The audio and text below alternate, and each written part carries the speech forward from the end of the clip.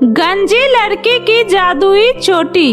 रौनकपुर गांव में सुंदरी नाम की एक बहुत ही खूबसूरत लड़की रहती थी। सुंदरी दिखने में जितनी खूबसूरत थी, उसके बाल उससे भी ज्यादा खूबसूरत और लंबे थे।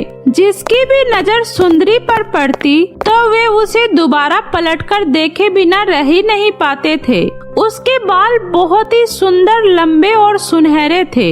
सुंदरी अपनी इसी खूबसूरती की वजह से किसी से सीधे मुंह बात तक नहीं करती थी। वह हमेशा अपने घमंड में ही रहती थी।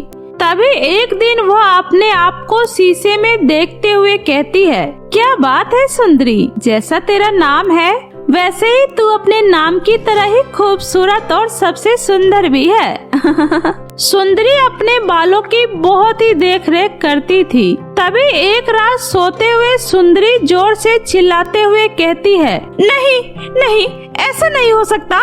क्या हुआ मेरी बच्ची, तू इतना चिल्ला क्यों रही है? माँ, मैंने सपना देखा कि मैं गंजी हो गई हूँ और सब लोग मेरा मजाक उड़ा रहे हैं और मुझ पर बहुत ही ज्यादा हंस रहे हैं। अरे बेटी, तूने कोई बुरा सपना देखा होगा और तू सारा दिन अपने बालों में ही तो खोई रहती है, इसलिए तूने ऐसा सपना देखा। इसलिए अब तू परेशान मत हो और आराम से सो जा। सुंदरी अपने बालों से बहुत ही प्यार करती थी और वह अपने बालों को और सुंदर बनाने के लिए हर किसी से कोई न कोई नुस्खा पूछते रहती थी और उस उपाय को जरूर करती थी। अरे कोकिला चाची, आपके बाल तो इस उम्र में भी इतने काले और सुंदर हैं। आखिर आप अपने बालों पर ऐसा क्या लगाती हो? अरे सुंदरी बिटिया, मैं अपने बालों में रोज रात को सोने से पहले नारियल का तेल लगाती हूँ। इसी से मेरे बाल काले और सुंदर हैं। एक दिन सुंदरी नदी के पास अपने बाल को सुखा रही थी।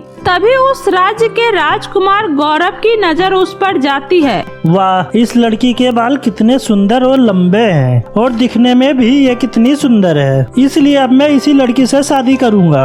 अगले ही दिन राजकुमार उसके बारे में पता लगवाकर उसके घर पर शादी का प्रस्ताव उसके माता पिता के पास पहुंचवा देता है। हमारे राजकुमार गौरव आपकी बेटी सुंदरी से शादी करना चाहते हैं, क्या आपको यह रिश्ता मंजूर है? अरे हाँ, क्यों नहीं, हमें यह शादी का प्रस्ताव मंजूर है।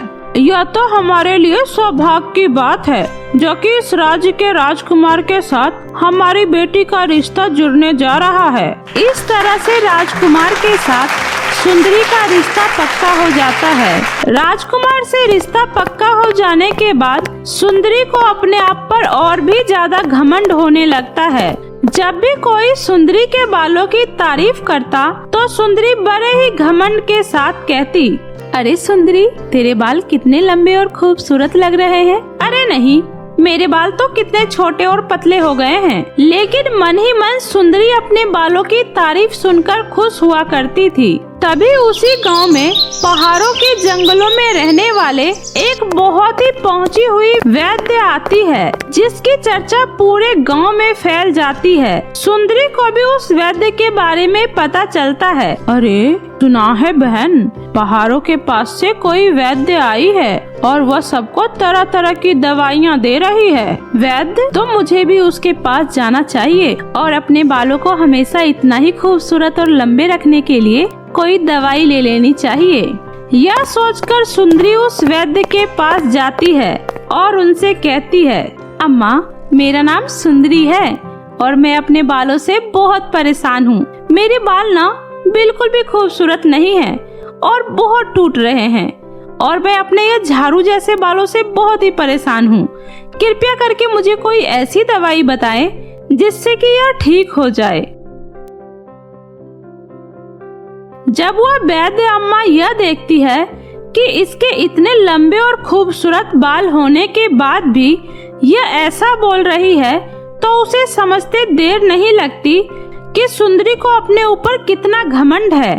तभी वह कहती है, हाँ, ठीक है, तुम जैसा चाहती हो तुम्हारे बाल वैसे ही हो जाएंगे और फिर तुम्हारे बाल कभी नहीं बदलेंगे।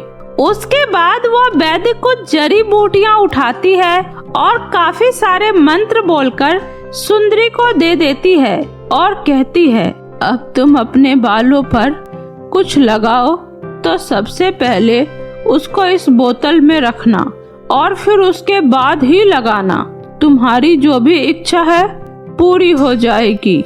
यह सुनकर सुंदरी बहुत ही खुश होती है। फिर वह बोतल लेकर घर वापस आ जाती है, जिसके बाद वह अपने बाल को धोने जाती है और शैम्पू को सबसे पहले उस बोतल में डाल लेती है और जब तेल लगाने जाती है तो वह तेल को भी उस बोतल में डालती है और फिर उसे लगाती है।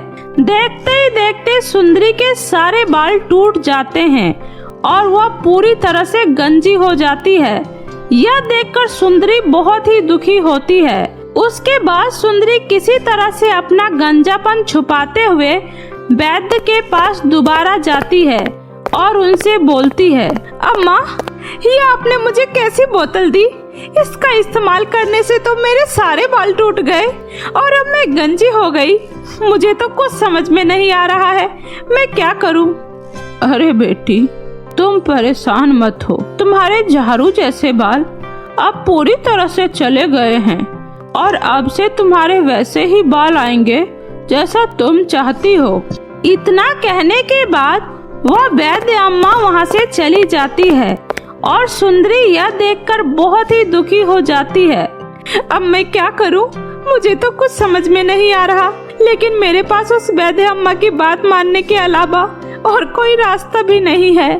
कुछ दिन बाद सुंदरी के सर पर लंबे और झाड़ू जैसे बाल आ जाते हैं, जिसकी वजह से वो बहुत ही बेकार दिखने लगती है।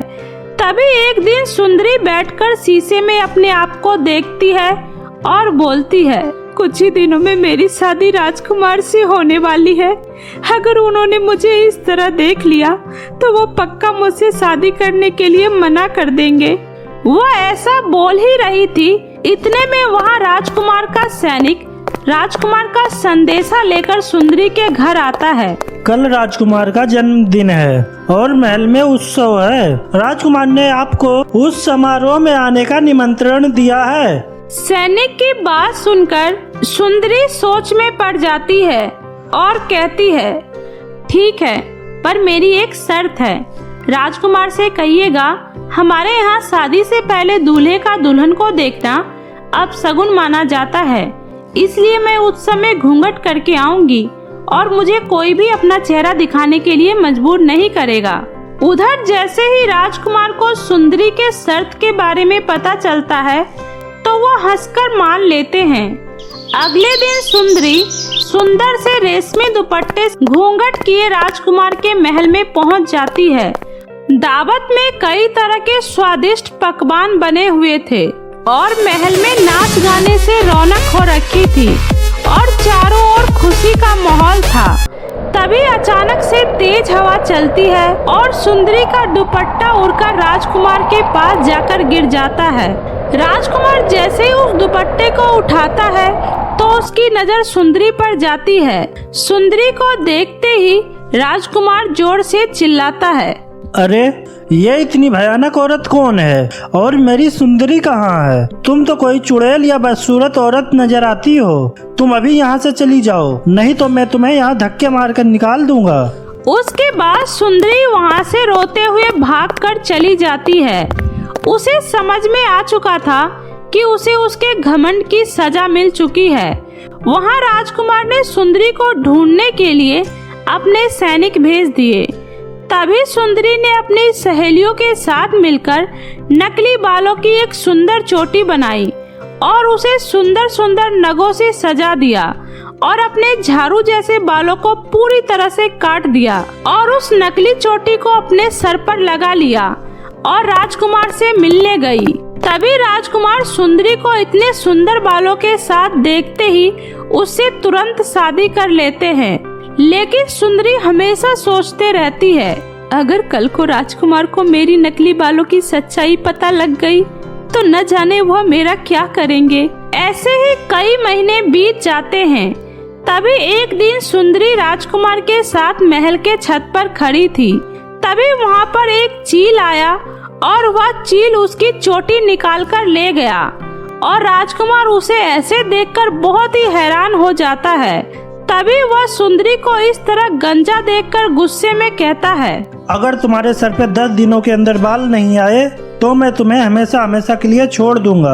इतना बोलकर राजकुमार वहाँ से चला जाता है। मुझे कुछ भी करके उस वैद्य अम्मा को ढूंढना होगा और मुझे उनसे माफी मांगनी होगी। अब तो वही मेरी शादीशुदा जिंदगी को बचा सकती है। अगले दिन सुंदरी उस वैद्य अम्मा को ढूंढने पहाड़ी के जंगलों में चली जाती है, लेकिन उसे वह वैद्य वहाँ कहीं नहीं मिलती है।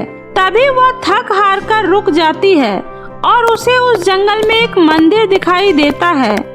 सुंदरी उस मंदिर में जाकर बैठ जाती है और देवी माँ की मूर्ति के सामने जोर जोर से रोने लगती है।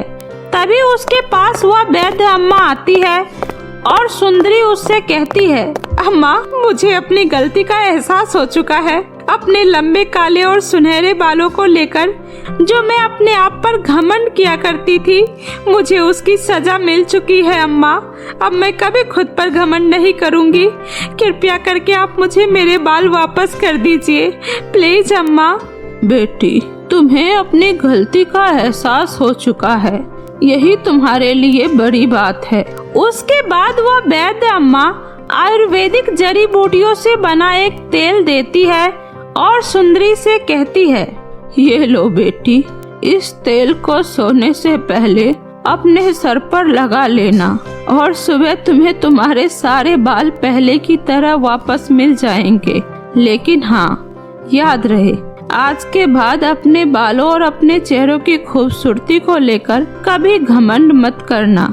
इतना बोलकर वो वैद्य वहाँ से चली जाती है और सुंदरी वह तेल की शीशी लेकर अपने घर आ जाती है और रात में सोने से पहले उस तेल को अपने सर पर लगाती है। और अगले दिन जब वह सुबह उठती है तो उसके लंबे घने और सुनहरे बाल फिर से वापस आ जाते हैं। यह देखकर सुंदरी बहुत ही खुश हो जाती है और अब राजकुमार भी उसे पहले की तरह खूबसूरत बालों में देखकर बहुत ही खुश हो जाता है और उसे अपने साथ महल में ले जाता है। अब वे दोनों खुशी खुशी महल में रहने लग जाते हैं। पीरियड वाली गरीब स्टूडेंट। यह सोनम की बच्ची हर साल टॉप करती है, लेकिन इस बार क्लास में मुझे टॉप करना होगा। लेकिन उसके लिए मुझे कुछ ऐसा करना होगा जिससे ये सोनम की बच्ची पढ़ाई पर ध्यान ही न दे पाए। सोनम एक गरीब लड़की थी, लेकिन वह पढ़ाई में बहुत ही अच्छी थी, जिसकी वजह से स्कूल के सारे टीचर उसे बहुत पसंद करते थे। इसलिए वह हमेशा सोनम को ही आगे बुलाकर उससे ही बुक रीड करवाया करते थे, जिसकी वजह से क्लास की कुछ लड़कियां सोनम से बहुत ही जला करती थी और सोनम हमेशा 6 बजे उठती और 8 बजे तक स्कूल के लिए तैयार होकर घर से निकल जाया करती थी। लेकिन आज उसके पेट में बहुत ही दर्द हो रहा था। तभी वो अपनी माँ को बोलती है, माँ, आज पेट में बहुत दर्द हो रहा है, पता नहीं क्यों। तभी उसकी माँ उसके पास आती है और उसको कहती है, क्या हुआ बेटा, तुम्हारे पेट में दर्द क्यों हो रहा है? जरूर तुमने कल बाहर से कुछ मसाले वाला खाया होगा। नहीं नहीं माँ, मैंने तो कल बाहर से कुछ नहीं खाया, फिर भी पता नहीं क्यों मेरे पेट में बहुत दर्द हो रहा है। कोई बात नहीं बेटा, मैं तुम्हें अभी दवाई दे देती हूँ, तुम्हें उससे आराम मिलेगा। और ऐसा करो, आज तुम स्कूल की छुट्टी कर लो। नहीं माँ, आज मेरा स्कूल जाना बहुत जरूरी है। आज मेरे स्कूल में बहुत जरूरी टेस्ट है और मैं उसे नहीं छोड़ सकती। सोनम स्कूल की छुट्टी करने के लिए तैयार नहीं होती है और वह दवाई खाकर स्कूल चली जाती है। लेकिन दवाई खाने के बाद भी उसका पेट दर्द ठीक ही नहीं हुआ, जिसकी वजह से वह क्लास में चुपचाप बैठी रही। तभी यह देखकर उसकी सहेली नंदिनी उससे कहती है, क्या हुआ सोनम, आज तुम इतनी चुप क्यों हो? क्या तुम्हारी तबीयत ठीक नहीं है? तभी सोनम अपने पेट पर हाथ रखते हुए कहती है, नंदिनी, पता नहीं क्यों आज मेरे पेट में बहुत दर्द हो रहा है। मैंने दवाई भी खा ली, पर यह दर्द है कि ठीक होने का नाम ही नहीं ले रहा और इतना ज्यादा दर्द मेरे पेट में आज तक नहीं हुआ। पता नहीं क्यों आज इतना दर्द हो रहा है। तभी थोड़ी देर में उसकी क्लास टीचर आ जाती है और सब बच्चे खड़े होकर उन्हें गुड मॉर्निंग विश करते हैं। Good morning sir. Good morning बच्चों। और आज तुम लोगों को पता है ना कि तुम्हारा आज टेस्ट है। क्या तुम लोगों ने टेस्ट की तैयारी अच्छे से की है? और सोनम बेटा, ये लो टेस्ट पेपर, जाओ और सब बच्चों में बांट दो। जी सर। तभी सोनम दर्द से कराहती हुई पेट पर अपना हाथ रखे टेस्ट पेपर लेने चली जाती है। तभी उसके पीछे बैठी अर्चना समझ जाती है कि आज कुछ तो गड़बड़ है, और तभी वह कहती है, आज कुछ तो गड़बड़ है सोनम की बच्ची के साथ, पर क्या, मुझे पता लगाना होगा। सोनम टेबल के पास पेपर उठाने जाती है और उसके पेट का दर्द और भी बढ़ते जा रहा था। तभी अर्चना की नजर उसकी स्कर्ट पर पड़ती है, जो कि पूरी तरह से खून से लाल हो गया था। तभी अर्चना चिल्लाकर पूरे क्लास में बताती है, अरे सब ये देखो, सोनम की स्कर्ट खून से लाल हो गई है। यह सुनकर क्लास के सारे बच्चे सोनम की स्कर्ट की तरफ देखने लगते हैं और उसका मजाक उड़ाने लगते हैं। अरे देखो जरा, सोनम की स्कर्ट में कैसे खून लगा हुआ है। तभी सोनम अपनी स्कर्ट की तरफ देखती है तो सच में उसके स्कर्ट में खून के धब्बे लगे हुए थे, जिसे देखकर वो बहुत ही ज्यादा घबरा जाती है, क्योंकि उसे नहीं पता था कि यह खून उसके स्कर्ट में कहां से आया है। चूँकि क्लास के सभी बच्चे अभी बहुत ही छोटे थे और सोनम भी अभी छोटी ही थी, इसलिए किसी को इसके बारे में कुछ भी नहीं पता था कि यह खून कहां से आ सकता है। इसलिए सब लोग सोनम का खूब मजाक उड़ाते रहे और सोनम शर्म के मारे क्लासरूम से बाहर भाग जाती है। अरे सोनम बेटा रुको, अरे रुक जाओ, कहाँ जा रही हो सोनम? सोनम के सर उसे बुलाते रहे, लेकिन वह नहीं रुकी और वह रोते रोते स्कूल के पीछे वाले जंगल में एक पेड़ के नीचे चुपचाप बैठकर रोने लगी। यह मेरे साथ क्या हो रहा है और यह खून कहां से आया, मुझे तो कुछ समझ में नहीं आ रहा है। और अब मैं अपने घर कैसे जाऊंगी? सब लोग मेरा मजाक उड़ाएंगे, मैं क्या करूं? तभी उसके सर जाकर और टीचरों को यह बात बताते हैं और तभी सारे टीचर मिलकर सोनम को ढूंढने लगते हैं। तभी उसकी एक टीचर उसको ढूंढते हुए जंगल की तरफ जाती है, जहां सोनम पेड़ के नीचे बैठकर रो रही होती है। अरे सोनम बेटा, कहाँ हो तुम? प्लीज बाहर आ जाओ, तुम्हें कुछ नहीं हुआ है, हम हैं ना तुम्हारे साथ, बस एक बार बाहर आ जाओ बेटा।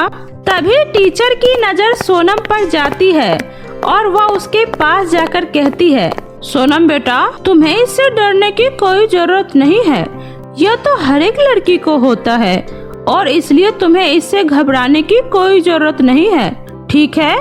और अब तुम चलो मेरे साथ, मैं तुम्हें एक चीज देती हूँ। नहीं टीचर, मैं कहीं नहीं जाऊंगी, वरना सब लोग फिर से मेरा मजाक उड़ाएंगे।